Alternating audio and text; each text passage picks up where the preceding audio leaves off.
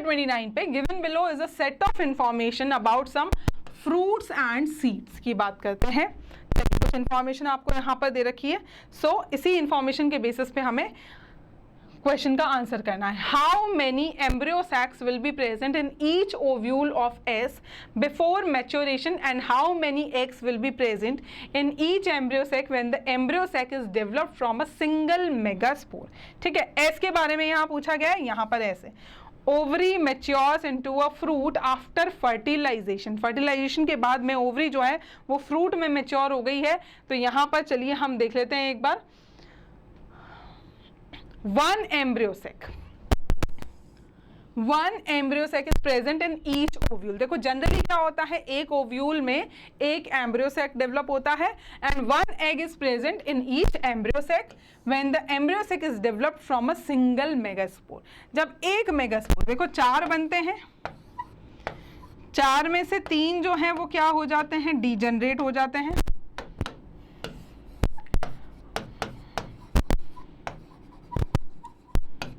सिर्फ एक फंक्शनल होता है। तो इस टाइप का जो डेवलपमेंट होता है एम्ब्रियो सैक का, उसमें क्या होता है कि एक एम्ब्रियो सैक प्रेजेंट होगा ईच ओव्यूल में, तो एक ही एग था, इसका मतलब ईच एम्ब्रियो सैक में when the embryo sac is developed from a single megaspore. चलिए सेकंड क्वेश्चन यहाँ पर हम लोग देख लेते हैं। Which of these fruits exhibits polyembryony. Polyembryony कौन सा वाला इनमें से फ्रूट्स एग्जिबिट करेगा? Will there embryos exhibit genetic variation? Justify. What will be ploidy of embryonic sales in the above case, polyembryonic के केस में। ठीक है, तो हम यहाँ पर देख लेते हैं कि इनमें से कौन सा वाला जो है nuclear cell surrounding the embryo sac develop into embryos. देखो पी में तो हो गई पॉली एम्ब्रियोनिक। ठीक है, next ovary develops into the fruit by the application of growth hormones. Thalamus contributes to the fruit formation. चलिए यहाँ पर अब हम लोग देख लेते हैं एक बार इसका आंसर क्या है। हाँ, P exhibits polyembryony। P जो है वो पॉली, क्योंकि आसपास की जो न्यूक्लियर की जो सेल्स थी वो भी किस में डेवलप हो गई है, वो भी एम्ब्रियो में डेवलप हो गई है डायरेक्टली, और इसीलिए यहाँ पर एक से ज़्यादा एम्ब्रियो बनेंगे और इसी कंडीशन को हम क्या बोलते हैं, पॉली एम्ब्रियोनी। तो due to occurrence of more than one embryo in a seed, embryos develop from nuclear cells. कौन सी सेल से डेवलप हुए हैं ये एम्ब्रियोज? न्यूक्लियर सेल से by apomixis process. A form of asexual reproduction, don't show genetic variation. क्योंकि देखो सभी सेम टाइप की सेल्स थी, सो जेनेटिकली सिमिलर, सभी सेम टाइप की सेल्स थी, सबसे डायरेक्टली जो है एम्ब्रियो बन गए हैं, तो कोई वेरिएशन नहीं आएगा, मियोसिस नहीं हुआ है, कोई रिकॉम्बिनेशन नहीं हुआ है, कोई क्रॉसिंग ओवर नहीं हुई है, और इसीलिए यहाँ पर कोई वेरिएशन नहीं आएगा। ठीक है, next, cells of embryos develop from diploid nuclear sales.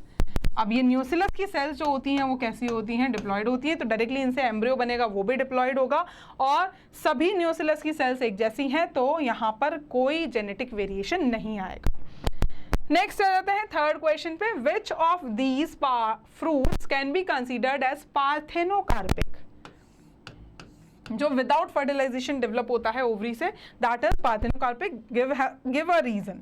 चलिए यहाँ पर हम लोग देख लेते हैं टेबल में। Ovary develops into the fruit by the application of growth hormone, बिना फर्टिलाइजेशन के डेवलप हुआ है ग्रोथ हार्मोन की हेल्प से, तो इसी को हम क्या बोलेंगे, पार्थेनोकार्पिक। तो यहाँ पर आंसर जो है that is Q, because this fruit is developed without fertilisation. देखो पार्थेनोकार्पिक फ्रूट्स उन्हें बोलते हैं जो फ्रूट कैसे बनते हैं, विदाउट फर्टिलाइजेशन बनते हैं, ओवरी से बनते हैं, एंड विल दस बी सीडलेस। ठीक है, नेक्स्ट और लास्ट क्वेश्चन जो आता है इसका, that is which of the fruits P, Q, R और S is a true fruit with seeds. सच्चा फ्रूट है और सीड्स भी हैं, गिव रीजन। तो देखो यहाँ पर अगर हम बोलें ovary matures into a fruit after fertilisation, ovary से बन रहा है तो ट्रू फ्रूट है, और आफ्टर फर्टिलाइजेशन बन रहा है तो सीड्स भी यहाँ पर होंगे। तो यहाँ पर चलिए देख लेते हैं इसका आंसर भी एक बार। So that is fruit S is a true fruit with seeds. True fruit develop from the ripened ovary with fertilization, and fertilized ovules जो हैं वो किस में कन्वर्ट होते हैं, सीड्स में कन्वर्ट होते हैं। Next is question number 30. The graph below shows the antibody concentration in young calves. Study the graph and answer the questions that follow. चलिए तो यहाँ पर आपको ग्राफ दे रखा है। What do you think is the difference between passive and active immunity in this case? Passive और active immunity में क्या डिफरेंस है इस ग्राफ में? सबसे पहला क्वेश्चन हमसे ये पूछा गया है। सो पैसिव इम्यूनिटी जो होती है वो रेडीमेड होती है, डायरेक्टली आपको इंजेक्ट की गई है, मतलब आपकी बॉडी में वो नहीं बनी है, ठीक है। तो उसके लिए कोई एंटीजन को के एक्सपोजर की ज़रूरत नहीं है, वो रेडीमेड बनी बनाई आपकी बॉडी में जस्ट इंजेक्ट कर दी गई है। So readymade antibodies from colostrum, that is the first milk produced by a mother, less effective, transient, no memory cells involve, ठीक है। एक्टिव इम्यूनिटी जो होती है made by host immune system, ये इम्यूनिटी हमारी बॉडी में डेवलप होती है by the exposure to antigens, lag phase, memory based होती है और लार्जली इफेक्टिव भी होती है, ठीक है। चलिए नेक्स्ट क्वेश्चन क्या है हमारा यहाँ पर, what happens to passive immunity as days go by and why? क्या होगा पैसिव इम्यूनिटी का जैसे जैसे दिन निकलते जाएंगे और क्यों? As the vaccine contains a weakened और इनएक्टिवेटेड, देखो जो हम बॉडी में इंजेक्ट कर रहे हैं पैसिव इम्यूनिटी में, तो पैसिव इम्यूनिटी में हम लोग रेडीमेड एंटीबॉडीज़ दे सकते हैं या फिर इनएक्टिवेटेड या वीकेंड पैथोजन या जो एंटीजन जो बीमारी करता है उसको भी डाल सकते हैं, ठीक है।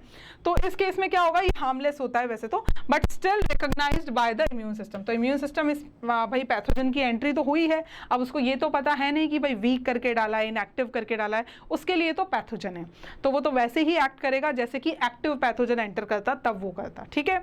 तो यहाँ पर इम्यून सिस्टम जो है वो उसको फॉरेन समझकर क्या करेगा, फॉरेनर समझकर एक्ट करेगा, अटैक करेगा और एंटीबॉडीज क्रिएट करेगा।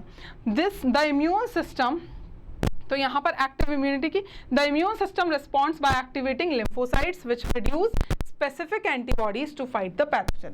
This process also leads to the creation of memory cells, और memory cells भी बन जाती हैं इस process में, which provide long term protection by remembering to fight this pathogen if the person is exposed again to the same pathogen. अगर same pathogen वापस से re-enter होता है same person की body में, तो क्या होगा यहाँ पर कि वो मेमोरी सेल्स बनी हुई है, इसीलिए दोबारा जो सेकेंड इनकाउंटर होगा सेम पैथोजन के साथ में वो ना शॉर्ट टर्म का होगा और जल्दी जो है किल कर पाएंगे हम उस पैथोजन को, ठीक है।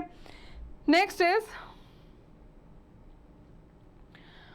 चलिए this passive immunity peaks at day 1। देखो पैसिव इम्यूनिटी जो होती है वो डे 1 पे, देखो हम लोग ग्राफ यहाँ पर देख सकते हैं, तो ग्राफ में भी आप देख सकते हैं डे 1 पे तो कितना पीक पे है, और 14th डे पे देखो फिर धीरे धीरे करके जैसे जैसे दिन निकलते जा रहे हैं वो उसका इफेक्ट जो है वो कम होता जा रहा है। तो ये सेकेंड क्वेश्चन का आंसर है यहाँ पर, बी वाले पार्ट का आंसर है यहाँ पर।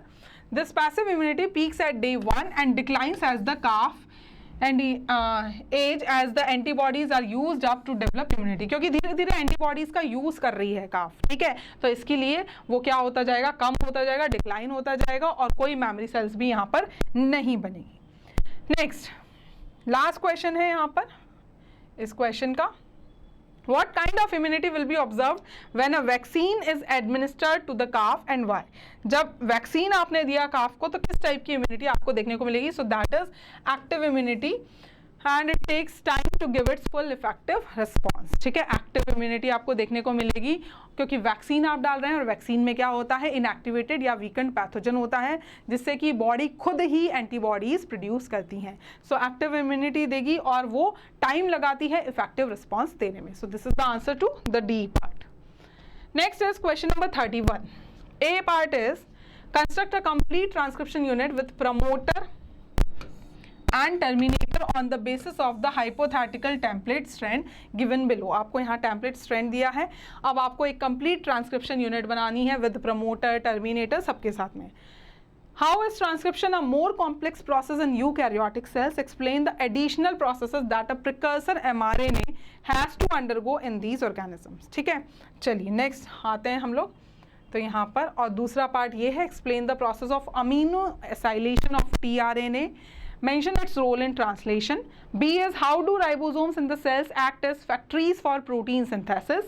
C is given below is a strand of mRNA undergoing the process of translation, what will be the sequence of amino acids that will be translated? Name the triplet codons that should be added to bring to the end of the translation at X। ठीक है, चलिए दोनों part में से अगर कुछ करना होता तो आप क्या सिलेक्ट करते, आप सिलेक्ट करते first part. Hello hello hello, हाँ आंटी, आ गए क्या? नहीं 10 मिनट और लगेंगे बस, आ ही रही हूँ।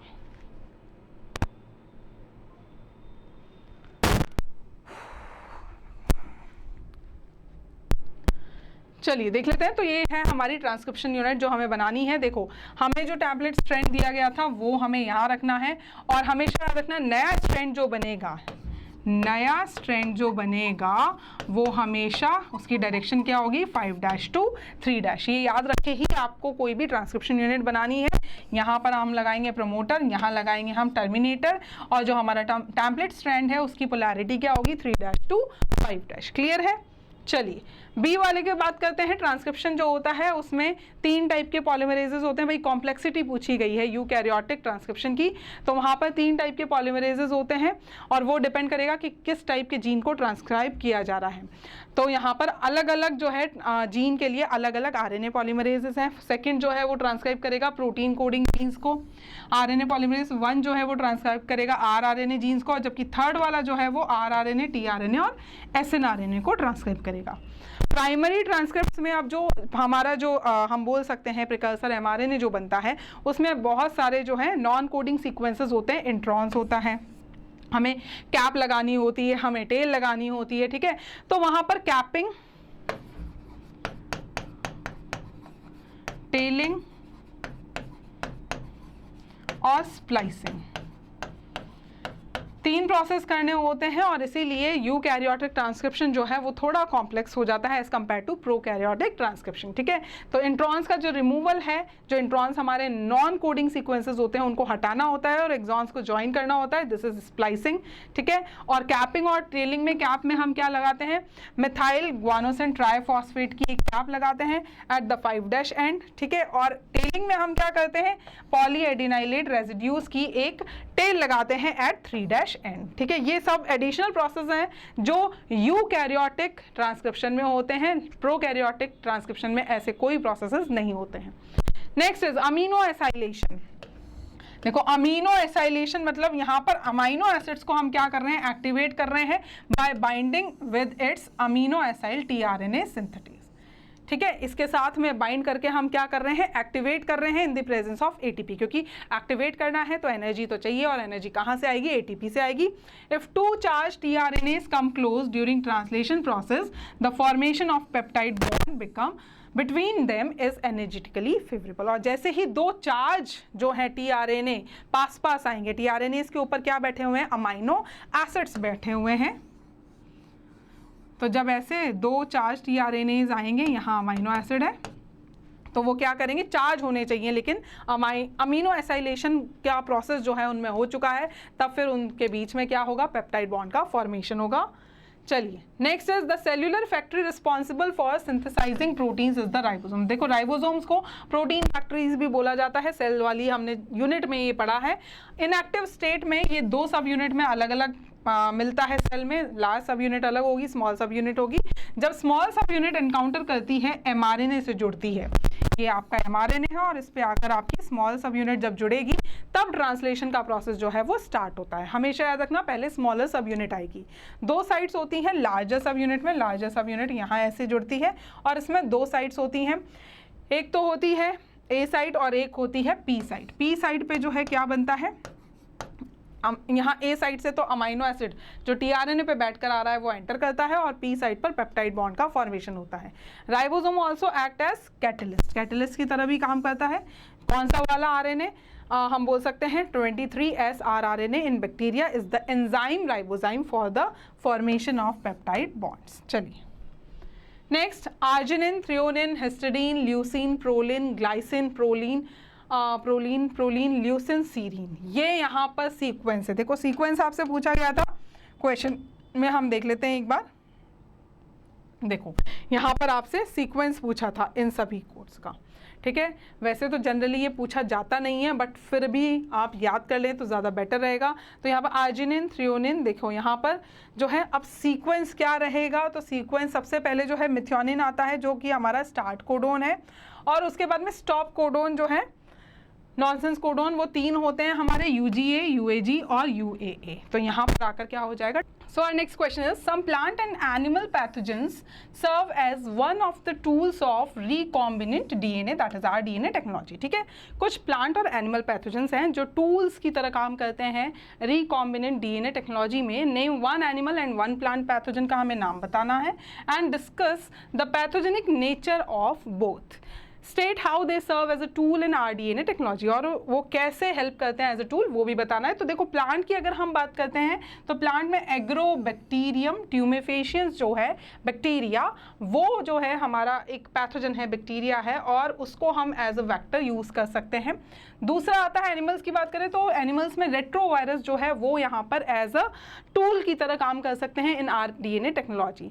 सो both of these actually can transform normal cells into cancerous cells. ये दोनों क्या कर सकते हैं, नॉर्मल सेल्स को कैंसरस सेल्स में ट्रांसफॉर्म कर सकते हैं। Agrobacterium tumefaciens is responsible for causing crown gall disease के लिए रिस्पॉन्सिबल है प्लांट्स में। It can transfer its T DNA to transform normal plant cells into tumorous cells, इसीलिए इसको टी-डीएनए भी बोला जाता है। They are used as cloning vector की तरह ये काम करते हैं, जैसा कि मैंने आपको बताया, जो कि ट्रांसफर कर सकते हैं डीएनए को to deliver desirable genes into animal और प्लांट सेल्स। ठीक है, चलिए नेक्स्ट पार्ट पढ़ते हैं क्वेश्चन का। B, what are the enzymes needed for R DNA technology. R DNA technology के लिए कौन कौन से एंजाइम्स की रिक्वायरमेंट होती है। तो जो मेन एंजाइम्स हैं जो आर डीएनए टेक्नोलॉजी में रिक्वायर्ड होते हैं वो 2 हैं। पहला है रिस्ट्रिक्शन एंजाइम्स, जिनको हम मॉलिक्यूलर सीजर्स भी बोलते हैं, मॉलिक्यूलर सीजर्स भी इन्हें बोला जाता है। और दूसरा है लाइगेज एंजाइम, तो ये तो कट करते हैं, कट डीएनए, ये डीएनए को कट करने में काम आते हैं, इसीलिए सीजर्स बोला गया है। लाइगेज जो है वो जॉइनिंग के लिए काम आते हैं। ठीक है, चलिए नेक्स्ट थर्ड पार्ट हम देख लेते हैं क्वेश्चन का। A farmer owns a cotton farm land which is getting infested with coleopteran pest. एक फार्मर का कॉटन का जो है खेत है जिसपे कीड़ा लग गया है कॉलियोप्टेरन पेस्ट का। He is not willing to use the microbes to protect his farm, और उनको माइक्रोब का यूज़ नहीं करना है, मतलब करना नहीं चाहता है। So name an alternate method to introduce the gene of interest the pathogen would have otherwise delivered and discuss how alternate method would deliver the gene. तो आप कोई ऐसा मैथड बताएं जिससे कि हम जीन डिलीवर कर दें पेस्ट रेजिस्टेंट का प्लांट में, ताकि उस फसल पे कीड़ा ना लगे। ठीक है, सेकेंड पार्ट आता है state how this gene would control the pest, और ये भी बताना है कि ये जो मेथड है आपका, या ये जो जीन जो हम इंसर्ट करने वाले हैं प्लांट में, ये कैसे कंट्रोल करेगा पेस्ट को। चलिए देख लेते हैं इसका थर्ड पार्ट क्वेश्चन का। So biolistic gene guns can be used. कौन से मेथड से हम जीन को ट्रांसफर कर सकते हैं कॉटन के प्लांट में, बायोलिस्टिक जीन गन मेथड से। और भी डिफरेंट मेथड्स है, बट बेस्ट सूटेबल मेथड जो होता है उसमें से एक है biolistic gene guns. So the plant cells are bombarded with high velocity micro particles of gold और टंगस्टन कोटेड विद डीएनए। ठीक है, तो डीएनए जो हमारा डिजायरेबल डीएनए है, डिजायरेबल जो जीन है जो हमें इंसर्ट करना है प्लांट के अंदर, जिससे कि प्लांट पेस्ट रेजिस्टेंट हो जाएगा, और उसको हम उस डीएनए को, उस जीन को हम टंगस्टन के ऊपर जो है कोट करेंगे, या गोल्ड भी आप ले सकते हैं, दोनों में से कोई भी एक मेटल आप ले सकते हैं कोट करके, और हाई वेलोसिटी के रूप साथ जो है हम लोग उसे बम्बार्डेड करेंगे प्लांट सेल्स के अंदर ताकि वो चला जाए। नेक्स्ट पार्ट का जो आंसर है, the cry gene will create BT toxin. तो जो क्राई जीन हम इंसर्ट कर रहे हैं प्लांट सेल्स के अंदर जिससे प्लांट पेस्ट रेजिस्टेंस हो जाएगा, वो क्या करेगा, BT toxin. BT is bacteria का नाम है बैसिलस थुरिंजेंसिस। सो बीटी टॉक्सिन जो है वो इनसाइड द पेस्ट, जब ये जीन जो है ये अपना प्रोडक्ट बनाएगा टॉक्सिन, तो जब जो कीड़ा है, जो पेस्ट है, वो जब प्लांट को खाएगा तो उनके अंदर जो है ये बीटी टॉक्सिन जाएगा।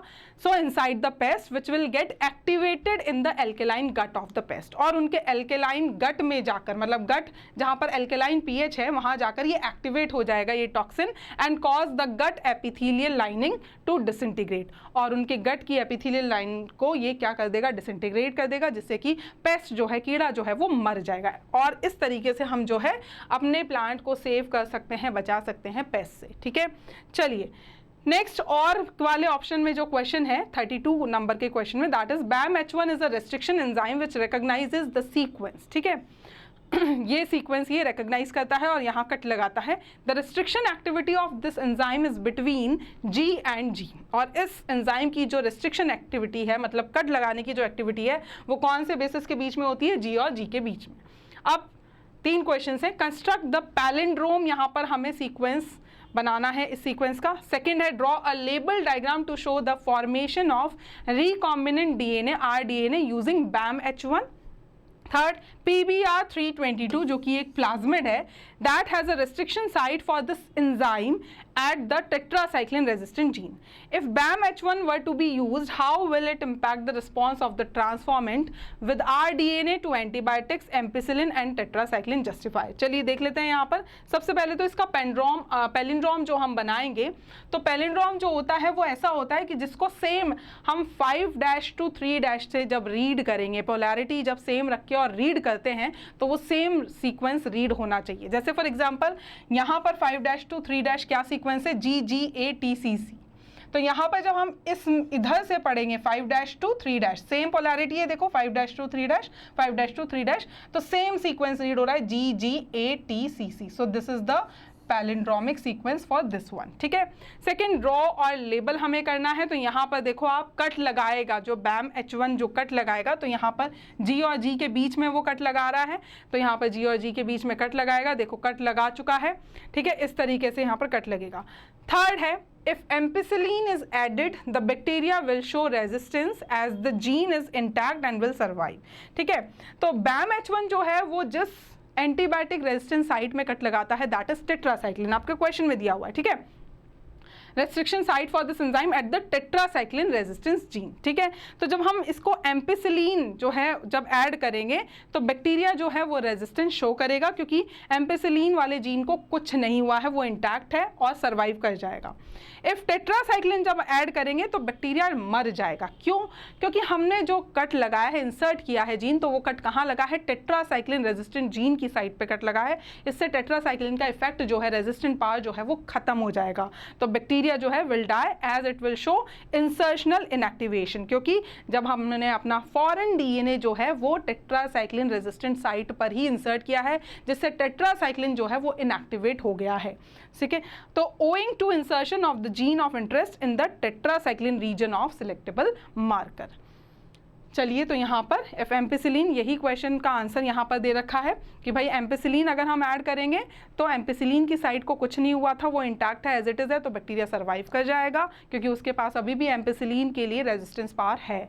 लेकिन जो टेट्रासाइक्लिन वाली साइट है वो डिस्टर्ब हो गई है, वो ख़राब हो गई है। क्यों इनएक्टिवेट हो गई है? क्यों? क्योंकि उसकी साइट में हमने हमारा फॉरेन जीन जो है वो इंसर्ट कर दिया है। अब टेट्रासाइक्लिन की रेजिस्टेंट पावर उसके पास में नहीं है और इसीलिए बैक्टीरिया सर्वाइव नहीं करेगा। Next question is question number 33। Justify the following statements with suitable proof और एग्जाम्पल्स। चलिए, competition is not limited to closely related species. चलिए, आपको ये सारे के सारे स्टेटमेंट्स जो दिए हुए हैं यहाँ पर 5, वो सभी आपको जस्टिफाई भी करने हैं एग्जाम्पल के साथ में। चलिए, फर्स्ट स्टेटमेंट है कि competition is not limited to closely related species में ही सिर्फ कंपटीशन नहीं होता है।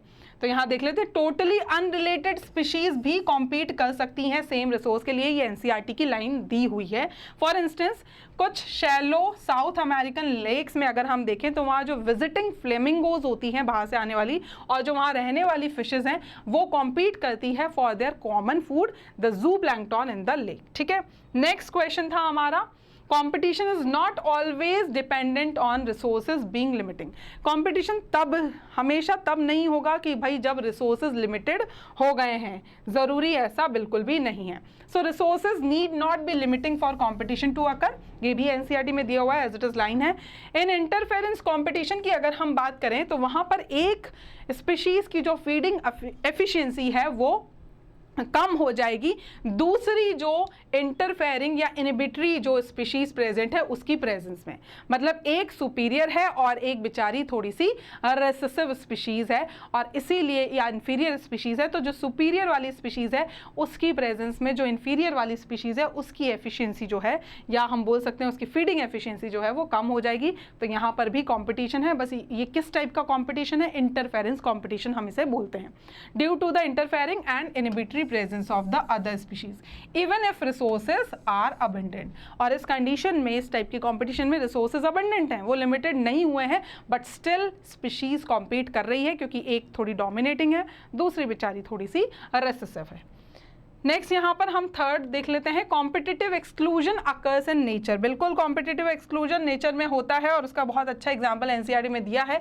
गॉस की अगर हम बात करें साइंटिस्ट की, तो यहाँ पर इन्होंने जो है एक गॉस एक्सक्लूसिव प्रिंसिपल दिया था। भाई यहाँ पर क्या होता है कि जो कॉम्पिटिटिवली सुपीरियर स्पीशीज होती है, जब रिसोर्सेज लिमिटेड हो गए हैं किसी भी नेचर में, एनवायरनमेंट में, तो जो कॉम्पिटिटिवली सुपीरियर स्पीशीज होगी वो इवेंचुअली एलिमिनेट कर देगी, हटा देगी जो दूसरी स्पीशीज है जो एक्चुअल में उनसे इन्फीरियर है। जैसा कि एग्जांपल हम गैलापागोस आइलैंड का ले सकते हैं। यहाँ पर एबिंगडन टॉर्टोइस जो थे वो एक्सटिंक्ट हो गए थे। क्यों? क्योंकि वहाँ पर जो गॉट थी जिनको इंट्रोड्यूस किया गया था आइलैंड पे, और उन्हीं के उनके इंट्रोडक्शन के 10 साल बाद ही ये टॉर्टोइस जो हैं वो एक्सटिंक्ट हो गए थे। क्यों? क्योंकि इन गॉड्स की जो ब्राउजिंग एफिशिएंसी थी वो काफ़ी ज़्यादा थी एज़ कम्पेयर टू टॉर्टोइस। ठीक है, चलिए ये हो गया हमारा थर्ड क्वेश्चन का आंसर। अब नेक्स्ट हम क्वेश्चन पढ़ते हैं फोर्थ, कॉम्पिटिंग स्पीशीज में इवॉल्व मैकेनिज्म्स फॉर को एग्जिस्टेंस। ज़रूरी नहीं है कि हमेशा कॉम्पिटिशन में एक हारे और एक जीते, हो सकता है दोनों साथ साथ भी चल सकते हैं। तो भाई ये कब होगा? जब हम रिसोर्सेज को डिवाइड कर लेंगे कि भाई ये एरिया मेरा, ये एरिया तुम्हारा। इस तरीके से हमने रिसोर्सेज को किसी तरीके से डिवाइड कर लिया ताकि दोनों स्पीशीज कंटिन्यू कर सके, और इस रिसोर्सेज के डिवीजन को हम बोलते हैं resource partitioning. If two species compete for the same resource, जब दो स्पीशीज सेम रिसोर्स के लिए लड़ रही है, they could avoid competition, और अवॉइड किया जा सकता है by choosing for instance different times for feeding. भाई टाइम अलग अलग कर दिया कि तुम सुबह फीड करने जाना, हम शाम को। डिफरेंट फॉरेजिंग पैटर्न्स जो है आपने डिवाइड कर लिए। सो मैक आर्थर नाम के साइंटिस्ट ने, उन्होंने बताया कि 5 closely related species of warblers जो बर्ड्स हैं living on the same tree were able to avoid competition and coexist due to behavioral differences in their foraging activities. And the last question is, competition in nature comes from what is called competitive release. Yes, ये last इसका competition का जो है question है, चलिए देख लेते हैं। A species whose distribution is limit. अच्छा, क्या होता है कभी कभी कि भाई एक स्पीशीज है वो एक लिमिटेड एरिया में, लिमिटेड जोग्राफिकल एरिया में ही सिमट के रह जाती है। क्यों? क्योंकि बाहर जाते ही उसका कंपटीशन बहुत सारी स्पीशीज से होगा, लेकिन जैसे ही आप उन बाहर वाली कॉम्पिटिटिव स्पीशीज को हटा देते हो तो उनका एरिया अपने आप ही बढ़ जाता है, and this is competitive release. So species whose distribution is limited to a smaller area because of the presence of a competitively superior organism, ठीक है, is found to increase its range, वो अपना area बढ़ा लेगी जब आप उस competing species को वहाँ से हटा दोगे। For example, in the coast of Scotland, the superior barnacle balanus dominates the intertidal region and excludes the smaller barnacle from that zone। ठीक है, चलिए इसी क्वेश्चन के और में जो क्वेश्चन है फूड चेन एंड, अच्छा हम क्वेश्चन पढ़ लेते हैं पहले एक बार। क्वेश्चन नंबर 33 का जो ऑप्शनल क्वेश्चन है, how does a simple food chain exemplify the first law of thermodynamics. ठीक है, ये पहला क्वेश्चन है। दूसरा है, the table below shows the number of species in different parts of the world. ठीक है, यहाँ पर आपको डिफरेंट पार्ट्स दिए हैं और number of bird species. Identify the common factor in regions with a higher number of bird species and suggest at least 2 reasons for this greater diversity। चलिए बात करते हैं इन दोनों क्वेश्चंस के आंसर्स की। तो सबसे पहले लेते हैं हम फर्स्ट क्वेश्चन, फूड चेन और फर्स्ट लॉ ऑफ थर्मोडायनेमिक्स। तो सबसे पहली बात आपको पता होना चाहिए यहाँ पर क्या होता है। तो फूड चेन आप डिफाइन करेंगे, फर्स्ट लॉ ऑफ थर्मोडायनेमिक्स बताएंगे, ठीक है, और कैसे वो दोनों रिलेटेबल हैं। So the solar energy trapped by the plants is transformed to chemical energy through the process of photosynthesis. ये हम सबको पता है कि फोटोसिंथेसिस में लाइट एनर्जी को हम केमिकल एनर्जी में कन्वर्ट करते हैं। When the plants are consumed by the animals, the organic matter that is the chemical energy जो उनके अंदर स्टोर्ड है is transfer to the animal. जब एनिमल प्लांट को खाएंगे, some amount of this organic matter is lost as heat through the process of respiration. और हर बार जो है कुछ ना कुछ अमाउंट ऑफ एनर्जी जो है वो हीट की फॉर्म में लॉस होगा ही होगा. So death of the producers और consumers will result in the organic matter getting transfer to detritivores. तो यहाँ पर अगर डेथ हो जाती है प्रोड्यूसर्स की, प्लांट्स की, एनिमल्स की, जो उनको कंज्यूम कर रहे हैं कंज्यूमर्स की, तो उसमें क्या होगा, ऑर्गेनिक मैटर डेवलप होगा जो कि कौन खाएगा, डेट्राइटिवोरस. As demonstrated, energy is not created nor destroyed but transformed from one form to another. तो यहाँ हम देख सकते हैं कि एनर्जी क्या हो रहा है, ना तो बनाई जा रही है, ना क्रिएट हो रही है, ना डिस्ट्रॉय हो रही है, बस एक फॉर्म से दूसरी फॉर्म में ये ट्रांसफ़र हो रही है. And this is the first law of thermodynamics जो यहाँ बिल्कुल हम एक फूड चेन से जस्टिफाई कर सकते हैं. ठीक है, नेक्स्ट आता है next part of the question. Greater diversity is seen in regions closer to equator. Equator या ट्रॉपिकल रीजन्स में आपको ज़्यादा डाइवर्सिटी देखने को मिलेगी as compare to polar areas. ठीक है, रेंज क्या रहेगी, 23.5 डिग्री नॉर्थ से लेकर 23.5 डिग्री साउथ तक. रीजन्स क्या है अब इस ग्रेटर डाइवर्सिटी के इन पर्टिकुलर एरियाज में? तो देखो, दो रीज़न आपको देने, आप इन तीनों में से कोई भी दो रीज़न दे सकते हैं. ठीक है, जितना पूछा जाए सिर्फ उतना ही आंसर करना. कभी कभी एग्जामिनर क्या होता है, ज़्यादा आप मतलब कॉन्फिडेंस में होते हैं या आपको याद है, बिल्कुल मान सकते हैं, तो ऐसा एक्स्ट्रा लिखने की कोई ज़रूरत नहीं है. ठीक है, so speciation is generally a function of time. देखो, जो अनडिस्टर्ब एरियाज रहे हैं सालों तक, वहाँ पर क्या है, एवोल्यूशन का टाइम अच्छा मिला है. ठीक है, तो ट्रॉपिकल लैटिट्यूड्स जो हैं वो अनडिस्टर्ब रहे हैं काफ़ी मिलियंस ऑफ ईयर्स तक, और इसीलिए उनके पास काफ़ी ज़्यादा एवोल्यूशन का टाइम था, और इसीलिए वहाँ नई स्पीशीज़ डेवलप होती गई. ठीक है, tropical environments unlike temperate ones. अब ट्रॉपिकल एनवायरनमेंट जो होते हैं वो लेस सीजनल होते हैं, उनमें सीजनल फ्लक्चुएशंस इतने नहीं होते हैं जितने टेम्परेट एरियाज में होते हैं. ज़्यादा कांस्टेंट होते हैं, ज़्यादा प्रिडिक्टेबल होते हैं, और ऐसा ही कांस्टेंट एनवायरनमेंट जो है वो नीश स्पेशलाइजेशन को प्रमोट करता है, जिससे कि स्पीशीज डाइवर्सिटी ज़्यादा होती है. थर्ड रीज़न है, ट्रॉपिकल एरियाज में ज़्यादा सोलर एनर्जी है, जहाँ ज़्यादा सनलाइट होगी वहाँ पर ज़्यादा प्लांट की ग्रोथ, और जहाँ ज़्यादा प्लांट ग्रोथ वहाँ ज़्यादा एनिमल्स रहेंगे. तो इसीलिए यहाँ पर प्रोडक्टिविटी हाई है तो डाइवर्सिटी भी हाई होगी. चलिए, तो ये था हमारा आज का CBSE 12th क्लास का एक सैम्पल पेपर. Thank you.